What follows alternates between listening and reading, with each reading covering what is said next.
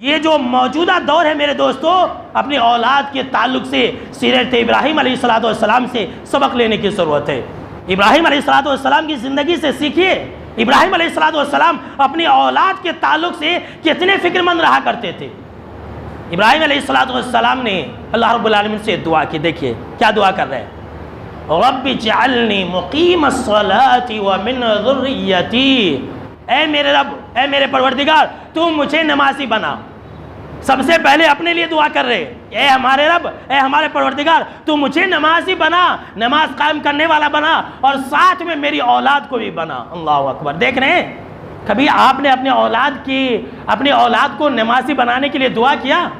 सुनिए, मैं अल्लाह के घर में कह रहा हूँ, अल्हम्दुलिल्लाह बहुत सारे लोग मुझे कहते हैं कि मौलाना आप मेरे बच्चे के लिए दुआ कीजिए। अभी 10th का एग्ज़ाम था, बहुत सारे लोगों ने कहा कि मौलाना मेरे बच्चे का एग्ज़ाम है, ज़रा दुआ कर दीजिए। मैंने दुआ दी कि अल्लाह आपके बच्चों को कामयाब करे, लेकिन आज तक किसी मुसलमान भाई ने, किसी जमाती ने मुझसे ये दरख्वास्त नहीं किया कि ऐ मौलाना, ऐ इमाम साहब, आप मेरी औलाद के लिए नमाजी बनाने की दुआ करें।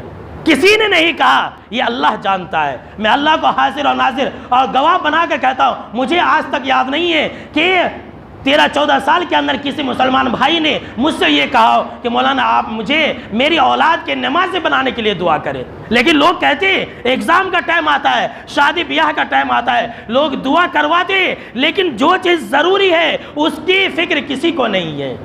सीरत इब्राहीम से सीखिए।